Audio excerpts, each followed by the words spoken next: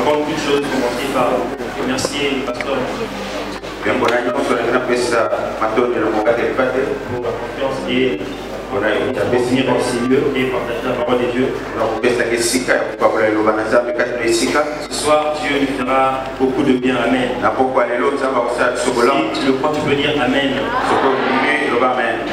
Je bénis Dieu pour la présence du serviteur de Dieu. Je suis accompagné toujours par l'homme de Dieu, John, l'évangéliste avec qui m'accompagne depuis le début.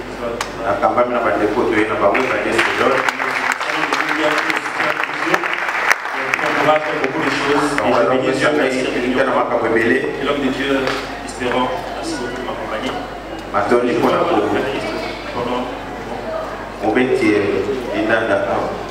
Nous allons lire la parole de Dieu dans le livre de Matthieu chapitre 9. À partir du 37e verset, je lis au nom de Jésus.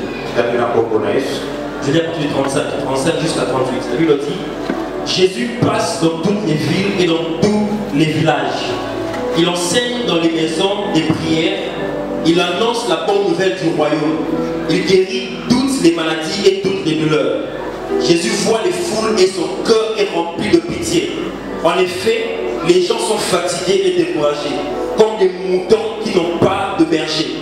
Alors Jésus dit à ses disciples, il y a une grande récolte à faire, mais les ouvriers ne sont pas assez nombreux.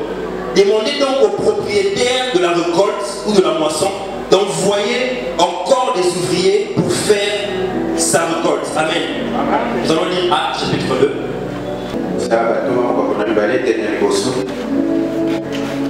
Quand le jour de la Pentecôte arrive, les croyants sont réunis tous ensemble au même endroit. Je viens à partir de la parole de vie. Tout à coup, un bruit vient du ciel. C'est comme le souffle d'un violent coup de vent. Le bruit remplit toute la maison où ils sont assis. Alors ils voient apparaître des lampes comme des lampes de feu. Elles se séparent et se posent sur chacun d'eux. Tous sont réunis dans l'Esprit Saint et sont remplis de l'Esprit Saint et ils se mettent à parler d'autres langues. C'est l'Esprit qui leur donne de faire cela. Amen. Vamos nous asseoir. La prière et la moisson. Ou encore la prière pour la moisson. La prière et la moisson, ou encore la prière pour la moisson. D'abord, j'aimerais commencer par nous faire comprendre quelque chose. Nous avons 4 types d'interprétation de la Bible. C'est-à-dire, ce qui est écrit, c'est exactement ce qui est écrit. Par exemple, dans l'histoire du tabernacle, dans l'Exode 27 à 27, quand Dieu explique à Moïse le tabernacle, il y a des valeurs, il y a des mesures que Dieu donne, et on peut interpréter cela de manière littérale. C'est-à-dire, si on dit 20 cm, donc c'est 20 cm. Nous avons une interprétation figurative. Ça, c'est par rapport, c'est-à-dire que ce que nous voyons, ce qui est écrit, est un signe, et ça reprend quelque chose d'autre caché. Le même tabernacle peut aussi être interprété de manière figurative, parce que nous sommes le corps du Saint-Esprit. Et nous sommes des tabernacles de Dieu. Et nous avons des interprétations symboliques. C'est-à-dire que ce qui est écrit représente des symboles qui nous pointent à des signes quelconques. Et puis nous avons une interprétation qui est représentée par des types et des ombres. Comme dans l'ancienne alliance, elle peut dire que c'est l'ombre de la nouvelle alliance. Pourquoi je mentionne cela? C'est parce que je vais parler ce soir de la prière et la moisson.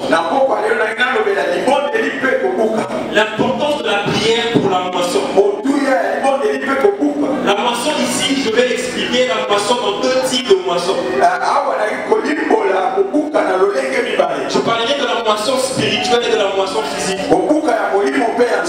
Et je parlerai de la prière qui impacte la moisson spirituelle qui alors nous impose une moisson physique. La moisson ici peut représenter beaucoup de choses pour chacun d'entre nous. La moisson pour l'église entière peut représenter quelque chose. Et la moisson pour chaque individu peut aussi représenter quelque chose. Alors nous allons parler de ça. Et je vais terminer mon message avec la prière et je crois que Dieu va répondre dans un esprit de prière. Si nous devons revenir dans le livre de Genèse chapitre 1er, la Bible dit au commencement Dieu créa le ciel et la terre. C'est-à-dire Dieu avant de commencer de créer, avant de créer le physique, il créa le spirituel. Et le Coran nous dit que nous savons par la foi que les cieux, la terre a été créée, formée par Dieu. L'auteur enseigne que le visible a été tiré de l'invisible. Pourquoi Dieu commence par créer le ciel avant de créer la terre? Pourquoi il commence par créer l'invisible avant de créer le visible? Parce qu'il savait que le visible tire sa substance de l'invisible. Dieu est un Dieu des principes. Et il a placé des principes afin de contrôler et de diriger l'univers entier. Dans le livre de Genèse chapitre 8, 22, la Bible dit, que pour aussi longtemps que la terre et le ciel subsisteront, la loi de la semaille et de la moisson, l'hiver et l'été ne passera pas. C'est-à-dire que Dieu a établi des principes qui contrôlent la terre. C'est-à-dire que pour aussi longtemps que nous avons encore le matériel, c'est-à-dire la terre, il y a des lois que nous devons respecter. Au commencement, lorsque Dieu créait, avant de créer les poissons, Dieu a créé l'eau. Avant de créer les oiseaux, il a créé les tendus. Avant de créer les animaux, il a créé la terre. Parce que premièrement, il savait que je ne peux, puisque la fille du poisson dépend de l'eau, alors il doit créer la provision de l'eau avant de créer le poisson. C'est-à-dire que Dieu a commencé par créer l'environnement dans lequel le poisson devait vivre avant de créer le poisson. En d'autres termes, Dieu a créé la solution pour le poisson avant de créer le poisson. Parce que s'il a imaginé seulement que Dieu ait créé les poissons et puis il n'y a pas de goût, voilà pourquoi dans nos vies, il y a des choses que Dieu doit commencer par faire avant de te faire entrer dans certaines autres choses. Il y a des endroits où Dieu veut t'envoyer, mais il doit commencer par préparer tout avant que tu puisses y arriver. Voilà pourquoi Jésus dit que dans la maison de mon Père, il y a beaucoup de place, mais je pars d'abord préparer. Dieu commence d'abord par préparer la provision avant même d'envoyer la vision. Dieu commence par préparer la survie avant de donner la vie. Amen. Alors le point que nous devons comprendre est celui-ci. En créant l'eau avant le poisson, lors de la création, Dieu s'adressait à la source pour sortir de la source la substance. Lorsque Dieu voulait créer les poissons, il n'a pas parlé à l'air. La Bible dit que Dieu parla aux eaux et puis dit que les eaux produisent toute espèce de poisson. Pour créer les reptiles et les autres animaux, il n'a pas parlé à l'eau. Dieu a parlé à la terre, il dit que la terre sort des animaux de toutes sortes, de toutes espèces. Pour créer des oiseaux, Dieu n'a pas parlé à l'eau. Dieu a parlé aux airs, il dit que les airs, que les oiseaux de toutes sortes puissent se multiplier et se former. Pourquoi? Parce que ce à quoi Dieu parlait représentait la source de ce qui devait sortir. Et il a déterminé que ce qui sort de ce que Dieu parle ne peut survivre que dans cette chose-là. Voilà pourquoi un poisson en dehors de l'eau ne peut pas survivre. Voilà pourquoi un oiseau ne peut que survivre dans les airs. Ce que j'aime, c'est que le 6e jour, Dieu continue dans le même principe de création. Dieu voulait créer l'homme, mais avant de former, il commençons par parler à la source. Dieu dit créons l'homme, il ne s'adresse pas à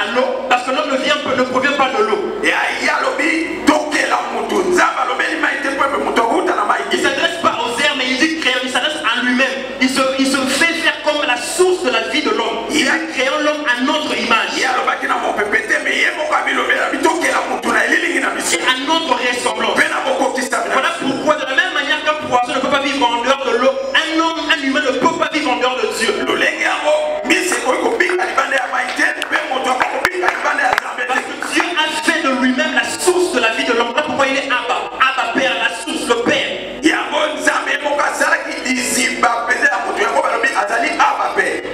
Amen. Amen. Et l'autre chose de la création que Dieu a fait, tout ce que Dieu a créé, Dieu a placé en cette chose la capacité de se reproduire. C'est-à-dire que Dieu crée toute chose et place en cette chose la capacité de se reproduire selon son espèce.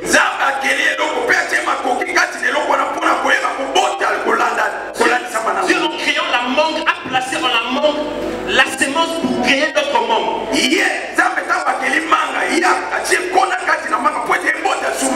Dieu a créé des animaux, voilà pourquoi il dit que tous se multiplient selon leur espèce. Et Dieu crée l'homme et place en l'homme une portion qu'on appelle la sémence pour que l'homme puisse se reproduire selon son espèce.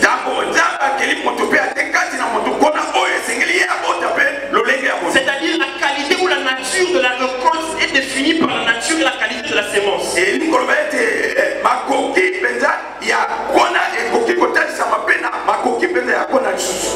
Amen. Pour définir une récolte ou encore une moisson, il faut aller voir la sémence qui a produit cette moisson. Voilà pourquoi celui qui n'aime pas sa moisson doit questionner sa sémence. Celui qui ne se plaît pas de sa récolte doit questionner sa sémence.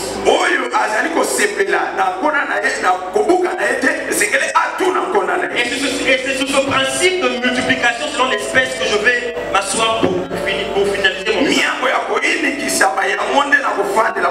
Parce que Dieu a créé toute chose avec la capacité de se reproduire selon son espèce. Amen. Amen. Est-ce qu'on va donner pour la parole de Dieu? Dieu a vu la foule venir vers lui. Jésus a vu la foule et il fut ému de compassion.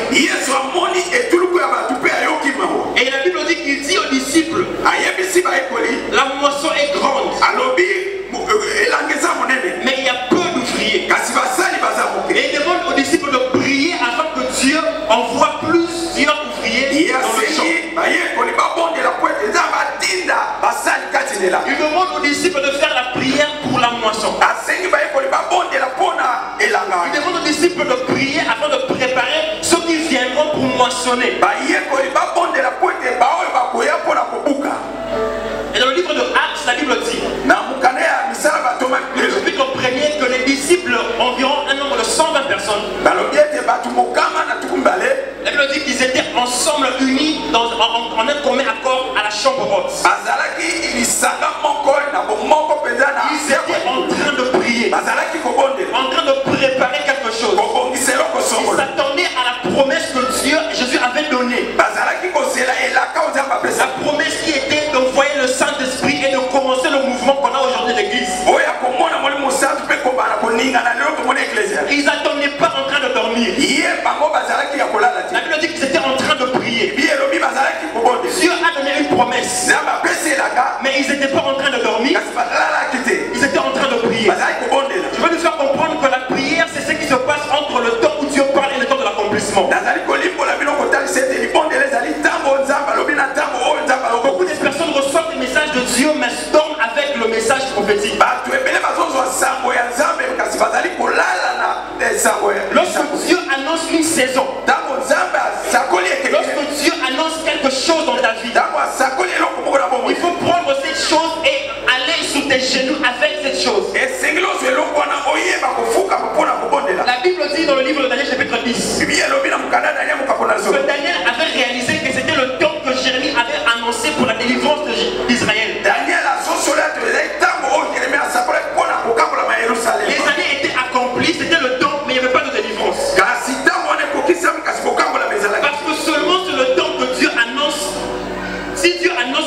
moisson, par exemple, ce n'est pas seulement parce que Dieu annonce la moisson qu'il y aura exactement la moisson. Si Dieu annonce la moisson, c'est-à-dire qu'il rend disponible la moisson. Il y a quelque chose qui doit se faire par nous pour avoir accès à cette moisson. La Bible dit que Daniel a mis dans son cœur de s'est résolu de chercher Dieu pendant 21 jours. Et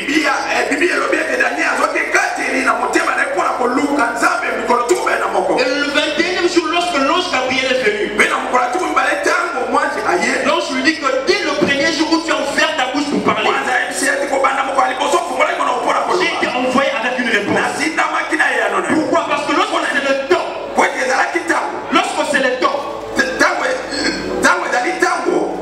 réponse est déjà prête. Lorsque Dieu annonce quelque chose, la réponse est déjà prête. Mais c'est la prière qui active la réponse dans nos vies. C'est notre attitude par rapport à la promesse ou encore par rapport à l'annonce de la parole de Dieu qui active ces choses dans nos vies.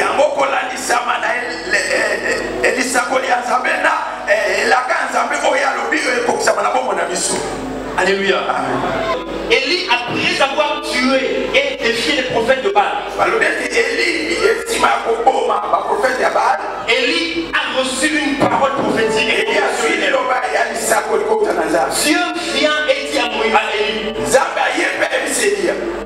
va annoncer au roi Akab que la pluie est sur le point de tomber. Dieu lui-même a prophétisé. Dieu lui-même a donné la parole à son prophète. Mais le prophète a fait quelque chose que j'aime. Après avoir annoncé au roi que la pluie est en train de venir, la Bible dit que le prophète est monté sur la montagne. Il s'est agenouillé, sa tête entre ses deux jambes. Il a commencé à prier jusqu'à ce que Dieu avait demandé puisse s'accomplir. Je me suis posé la question une fois, pourquoi il ne peut pas seulement annoncer et partir aussi?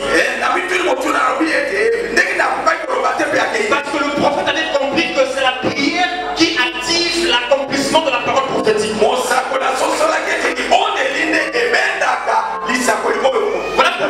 Voilà pourquoi Jésus dit prier à ce que le maître de la moisson envoie plusieurs ouvriers. La prière ici, je ne parle pas seulement du fait de demander à Dieu, non. Je parle de la prière qui est une activation. Une prière qui émane de quelqu'un qui a reçu quelque chose de Dieu. Je ne sais pas ce que nous avons reçu de Dieu. Je ne sais pas ce que Dieu t'a dit personnellement. Mais une chose est sûre, c'est que Dieu a annoncé va s'accomplir. Abakouk dit que j'étais à mon poste jusqu'à ce que Dieu me parle. Dieu lui a dit, écris la parole de cette prophète. Parce qu'il y a un temps fixé pour cette prophète. Même si elle attend là, car elle s'accomplira certainement. Le problème est que beaucoup ont déjà quitté le lieu du poste. Voilà pourquoi soit Dieu ne te parle plus ou encore tu as déjà perdu le temps de l'accomplissement. Parce que Abakouk était à son poste. Chacun d'entre nous doit rester à son poste. Parce qu'il y a quelque chose que Dieu veut faire. Mais Dieu a besoin de nos prières. Pas parce que nos prières vont lui donner la force, non. Nos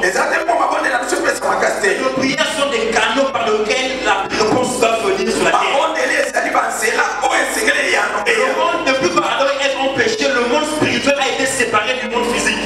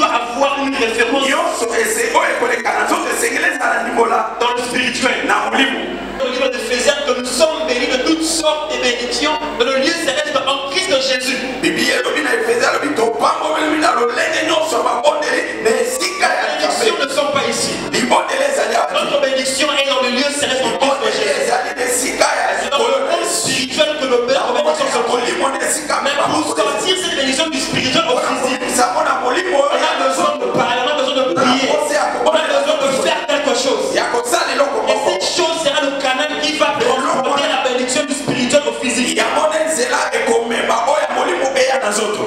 Et ce soir, j'aimerais que nous puissions comprendre cela.